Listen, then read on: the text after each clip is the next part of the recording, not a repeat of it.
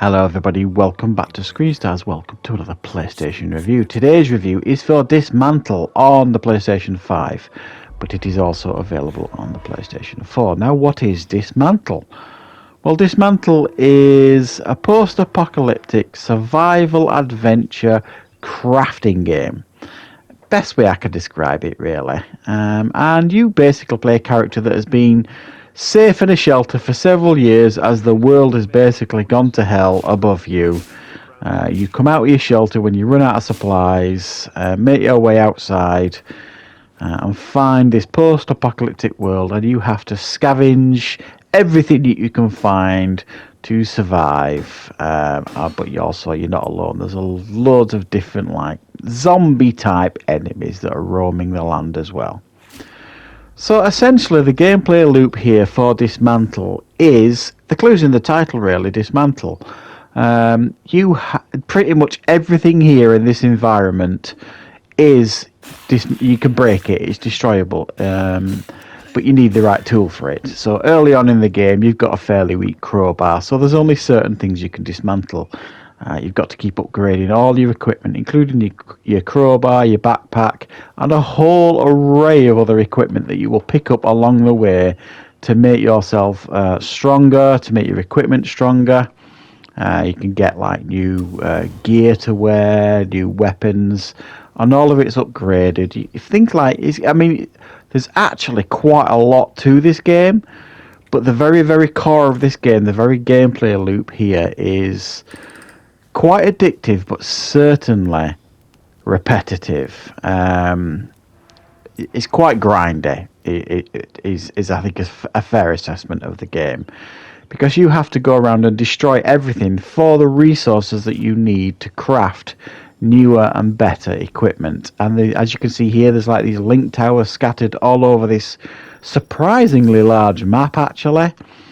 And these link towers will essentially open up new sections of the map, but there's certain things you have to do to be able to unlock these maps. There's other things you could do as well. Now, on the maps as well, there's lots of enemies. Now, when you die, and trust me, you're going to die in this game quite a lot. It's a bit like Dark Souls, I suppose, the Souls games. When you die, you're sent back to your last campsite, because you'll go to like a campsite, light a fire, and you can store all your equipment and resources in there.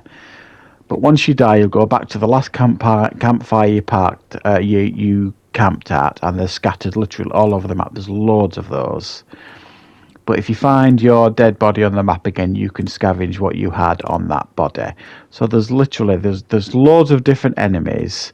Early on in the game, they're actually quite difficult, and it's usually the best option here is to stealth or run past them. But as you get stronger in the game, and you will get to the point in the game where a lot of the enemies you'll one-hit kill, but you're talking at least 10 hours worth of gameplay before you get anything like that kind of equipment to be able to really take a lot of these enemies on.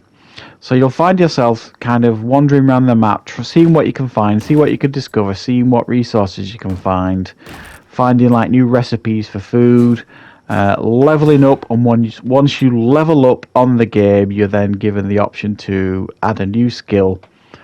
But also it will like unlock, like, there's not really a skill tree here. I mean, you are given like skills once you upgrade, once you level up, but there's like the skill tree really is like the crafting stuff.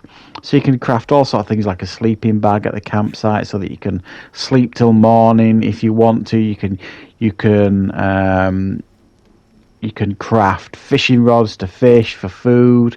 You can craft all sorts of different things, basically, like blood bags, a torch, a whole array, like throwing knives. There's a whole array of things that you can craft that will make your journey just that little bit easier.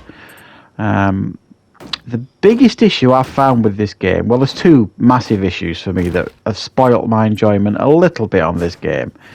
And that is the grinding aspect of the game, because you're constantly back and forth on the map, especially if you die and stuff. But even if you don't, you find yourself back and forth because your backpack will fill up, so you've got to go back to your campsite to put it away, to store it. and then off you go again to get more resources for that piece of equipment that you need. It'll make the game slightly easier.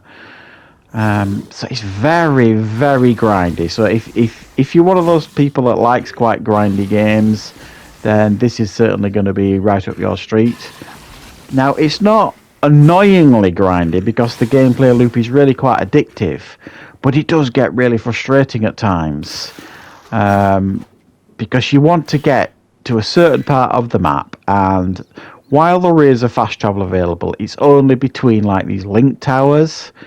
You can't just fast travel to a certain point on the map you've already unlocked. You have to be at a link tower to be able to do it. So it can be really, really frustrating because you want to get back to a certain place on a map to do a certain thing, and you know you've got to run through like this whole horde of enemies to get there that you potentially could die, and you don't want to lose this vital equipment you've got in your backpack. So the game, for me, it only slightly spoilt my enjoyment of it, but certainly the grinding aspect did get to be a little bit of a chore at times, and the lack of fast travel certainly, I think, doesn't help the game. The game is also not brilliant in kind of telling you what you need to do. There's not really much in the way of a tutorial here. Some of it's self-explanatory, but not all of it, so you're kind of left scratching your head occasionally on the game. It's not a hard game, and it's not a particularly difficult game to learn how to play, but there are aspects of the game that you think you wish it did explain a little bit better. But like I say, it's not a particularly difficult game to pick up. There's very little voice acting here. The only voice acting you're going to get is like in cutscenes, and these like radio channels that you will find as you're wandering around the map. There'll be like little voice activated like news snippets, I suppose the best way to describe it, on like radios as you're wandering around the map. The rest of it, that's all you're going to get really in regards to voice acting. But the sound design's decent enough. It's nothing special, and the game in how it looks, again, it's not going to blow anybody away. It's not going to win any major awards for the game it looks, but it's functional. It looks pretty nice. The graphics are nice and crisp, quite cartoony, and you know what everything is, I suppose. I've suffered with zero glitches, anything like that. No crashes. It's run pretty smooth. So I've not had any issues with that at all while I've been playing it. So it really does depend, really, if this is your sort of game, really. If you like crafting games, survival games. It's not a survival game in the traditional sense. There is food involved, but it's not as if you have to eat to survive. You can cook things and they'll give you like a boost, or you can collect things on the map. Once you've unlocked the skill, you can collect things on the map, like mushrooms and cherries and other things that you can eat on the go that will put your health back up. So it's good in that sense, the game, in a sense of there's quite a lot of things to do here. There's a decent variety of enemies, but a lot of the enemies, certainly early on in the game, will feel very, very similar.